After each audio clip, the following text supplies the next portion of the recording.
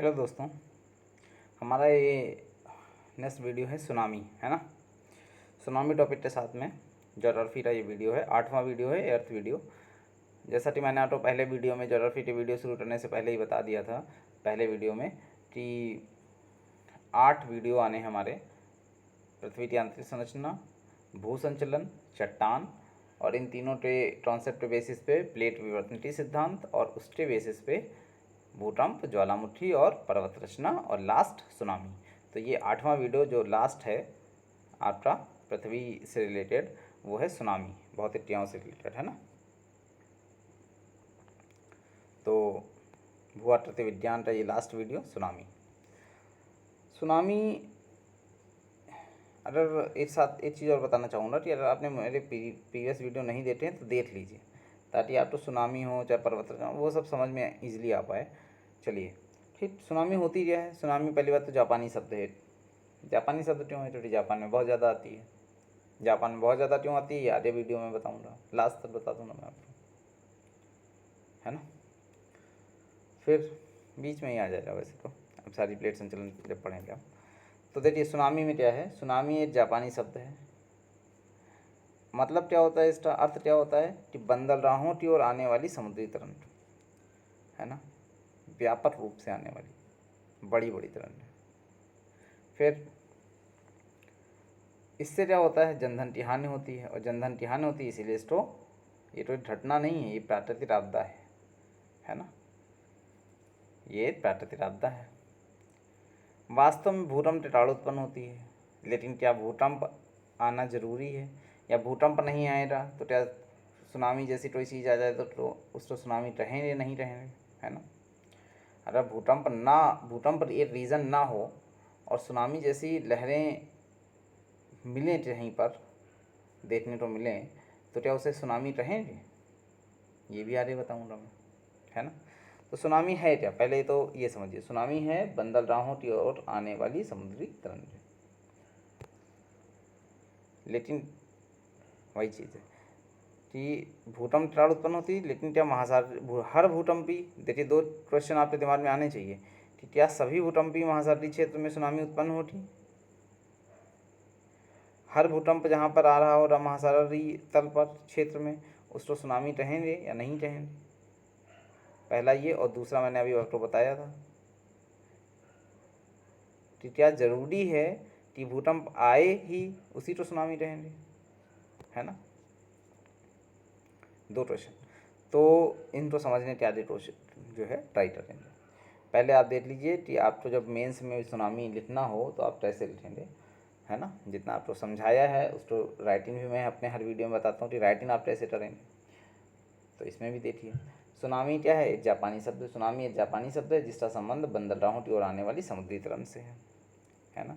जो लिखना है वही सिनॉप्सिस मेरे वीडियो में बना होता है, उसी सिनॉप्सिस को आप समझ लेंगे तो आप उसको थ्योरी में कन्वर्ट कर पाएंगे, है ना।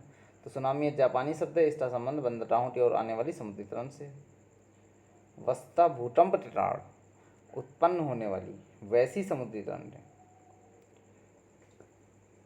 तो सुनामी कहा जाता है जिनके प्रभाव से तटीय क्षेत्र में व्यापक जनधन की हानि होती है। इसलिए सुनामी का संबंध तटीय क्षेत्र में समुद्री तरंग के द्वारा होने वाली प्राकृतिक आपदा से है ना, समुद्री तरंग के द्वारा। लेकिन क्या सभी भूकंप से प्रभावित क्षेत्र सुनामी की उत्पत्ति की दृष्टि से संवेदनशील होते हैं या नहीं, है ना। तो आंसर क्या होगा, नहीं। क्यों नहीं, इसका आंसर आधे है। तो मैंने जितना आपको समझाया था उतना आपको थ्योरी में कन्वर्ट कर दिया। अब देखिए क्यों नहीं है, इसको समझ लीजिए, फिर इसको भी थ्योरी में कन्वर्ट कर देते हैं। देखिए आपने पढ़ा होगा अपसारी प्लेट संचलन, अभिसारी प्लेट संचलन, समांतर प्लेट संचलन। तो अपसारी प्लेट संचलन में क्या होता है, प्लेटें एक दूसरे से दूर जाती हैं महासागर टिन तल पर, तो वहाँ पे भ्रंशन की क्रिया हो रही है। भ्रंश से क्या बनेगा, डर तो बनेंगे और टडट बनेंगे महासागर के अंदर, महासागर टिन तल पर। तो अपसारी प्लेट संचलन के द्वारा क्या हो रहा है, वहाँ पे मैग्मा पर दाब कम हो रहा, वो बाहर आएगा, लावा बाहर आएगा, मैग्मा अंदर होगा, अंदर वाले जो दंडरहित पदार्थ होता है उसको मैग्मा बोलते हैं। जब वो बाहर आता है तो लावा हो जाता है, तो अंदर का मैग्मा बाहर लावा के रूप में आएगा। तो वहाँ तटस्थ तो बनेगा, लेकिन वहाँ पर क्या होगा, भूकंप भी आएगा, लेकिन चूँकि वो इतना तीव्र नहीं होता कि वो सुनामी क्रिएट कर सके। तो वहाँ पे अपसारी प्लेट संचलन में क्या होता है, भूकंप आता है लेकिन सुनामी आने के चांसेस बहुत कम रहते हैं। ऐसा नहीं कि नहीं आ सकता, लेकिन नहीं आता क्योंकि उसकी तीव्रता इतनी ज़्यादा नहीं है ना। इसलिए अपसारी प्लेट संचलन में महासागरीय तल पर भ्रंशन की क्रिया जब होती है ना, तो भूकंप और ज्वालामुखी की प्रक्रिया होने के बाद भी बहुत कम तीव्रता होने के साथ होती है भूकंप की, इसलिए बहुत कम तीव्रता के भूकंप आते हैं, इसलिए वहाँ अपसारी प्लेट संचलन से सुनामी आने की चांसेस नहीं होते।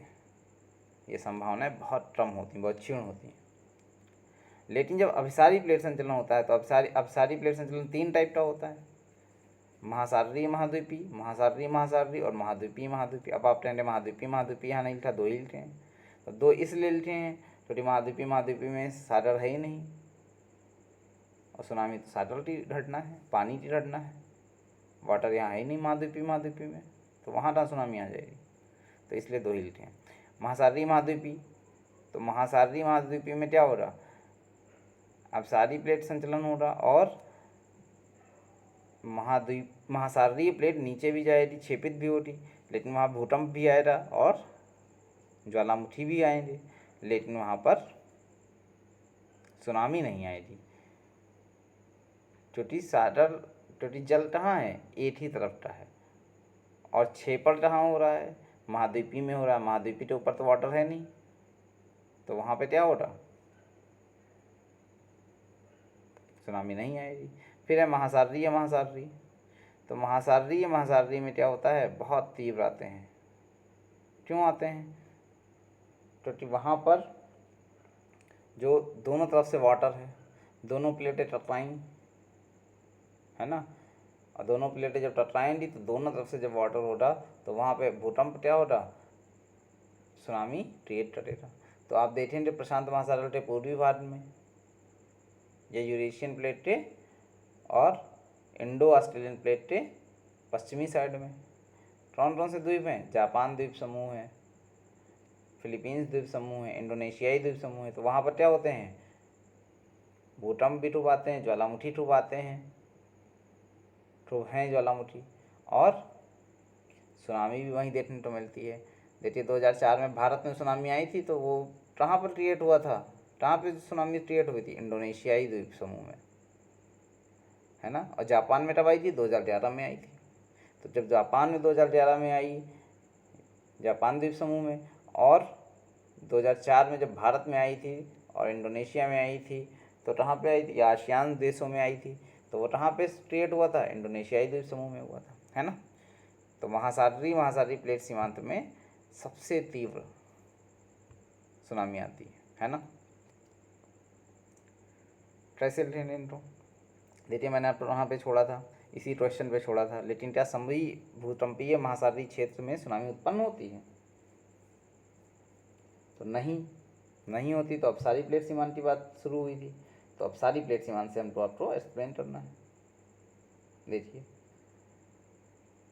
लेकिन सभी भूकंप से प्रभावित क्षेत्र सुनामी की उत्पत्ति दृश्य से संवेदनशील नहीं होते हैं।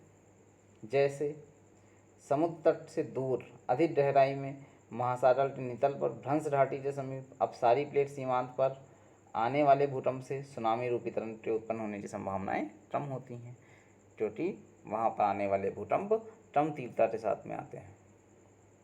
इसी प्रकार महाद्वीपीय अपसारी प्लेट सीमांत और महाद्वीपीय अपसारी प्लेट सीमांत के मोरदार पर्वतीय क्षेत्र में भूकंप आने पर सुनामी रूपी तरंग उत्पन्न नहीं होती है, जबकि प्रशांत महासागर के पश्चिमी भाग में, है ना, महासागरीय अपसारी प्लेट सीमांत पर भूकंप आने पर अब सुनामी के आने की संभावनाएं अधिक होती हैं। यही कारण है जापान, फिलीपींस और इंडोनेशिया द्वीप समूह सुनामी की उत्पत्ति दृश्य से अधिक संवेदनशील है ना।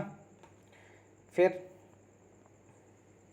दोनों चैप्टर में, पर्वत रचना चैप्टर हो चाहे ये चैप्टर हो, इसलिए कुछ नहीं है क्योंकि आप प्लेट म्यूरिटी सिद्धांत पढ़ के आए हैं। अगर नहीं पढ़ के आए होंगे तो अब सारी क्या है, आप सारी क्या है, आप इसमें उलझे रहेंगे। वो कॉन्सेप्ट क्लियर करिए एक बार। प्लेट विवर्ती सिद्धांत, भू संचलन, आंतरिक संरचना, ये सब कॉन्सेप्ट क्लियर करेंगे, चट्टान, तब आपको ये समझ में इसलिए आएगा, तब आपको 1 पन्ने 1.5 पन्ने का चैप्टर लगेगा ये, है ना। फिर देखिए, अब ये बात हो रही आपकी, अब सारी टी हो रही, अब सारी टी हो रही। अब अगर तट से दूर, अभी तक हम सीमांत की बात कर रहे थे, है ना। अब प्लेटों के सीमांत से हम दूर हटते हैं। अगर किसी प्लेट के बीच में समांतर प्लेट संचलन हो गया कहीं पर, या लघु प्लेट सीमांतों पर प्लेटों का संचलन हो रहा, है ना, तब भी तो सुनामी आ सकती है, तो आएगी। ऐसा नहीं कि केवल सीमांतों पे आती है, नहीं आती। प्री IAS प्री में क्वेश्चन बनता है, तो बनता है, तो या UPSC के प्री में भी बनता है, UPPCS जो स्टेट PCS होते हैं, वहाँ पर भी अगर ट्रांसेप्चुअल क्वेश्चन दे रहे हैं, तो वहाँ पर भी आपसे क्वेश्चन पूछ सकते हैं, क्या संचलन सीमांतों पे संचलन हो रहा तभी ज्वालामुखी क्रिएट होगा, या तभी भूकंप आएंगे, या तभी सुनामी आएगी? तो नहीं, प्लेटों के मध्य में भी, अंतः प्लेट संचलन में भी, या लघु प्लेट संचलन में भी, वहाँ पर भी आते हैं, है ना, तो वहाँ पे भी सुनामी आएगी। और अंतः प्लेट संचलन में क्या हो रहा, भूकंप हो रहा, सुनामी होती, भूकंप आएगा तो सुनामी आएगी, अगर वहाँ पे महासागर है तो, यानी पानी की अवेलेबिलिटी है बड़ी मात्रा में तो, है ना। तो इस टोटल से रिलेटेड है, तो देख लीजिए, तट के समीप समांतर प्लेट सीमांत और लघु प्लेट सीमांतों पर प्लेटों के संचलन के कारण भूकंप आने पर भी सुनामी उत्पन्न हो सकती है ना। तो इस सिनॉप्सिस में एक टॉपिक बीच में भूकंप भी लिखना चाहिए था। तट के समीप कौन से में, इसमें, यहाँ पर इसमें, तो प्लेटों का संचलन हो रहा, तो पहले क्या आएगा, भूकंप आएगा, और इस भूकंप से क्या आएगा, सुनामी आएगी, है ना। देखिए, सीक्वेंस नहीं तोड़ना है कहीं पर भी, इसीलिए मैं सिनॉप्सिस पे बहुत ध्यान फोर्स करता हूँ। सिनॉप्सिस बना हुआ है तो आप ठीक है, वहाँ पर आपको कुछ याद नहीं करना है अगर आपने सिनॉप्सिस बना लिया। इसलिए बहुत लोग, मैं एक बार बिहार PCS का मेंस दे रहा था, तो मैंने अपने पड़ोस में कैंडिडेट बैठा हुआ था, तो मैंने देखा उसने बहुत सारे सिनॉप्सिस बना रखे थे, है ना। और सिखाया भी जाता है कोचिंग इंस्टीट्यूट में, या कोई भी राइडर है गाइडेंस दे रहा है तो वो सिखाता है। जैसे मैं आपको बता रहा हूँ, जो भी वीडियो देख रहे हैं उनको भी बता रहा हूँ कि आप आंसर राइटिंग में सिनॉप्सिस भी बनाइए, तो आपके पास जगह बच रही है, टाइम बच रहा है, उससे आपका आंसर जो एग्जामिनर होगा वो आपको आंसर चेक करने से पहले आपको सिनॉप्सिस देखेगा, वो समझ जाएगा कि आपके पास नॉलेज है इस चीज़ की। बहुत बड़ा इफेक्ट पड़ता है आंसर राइटिंग में, इससे मेंस में,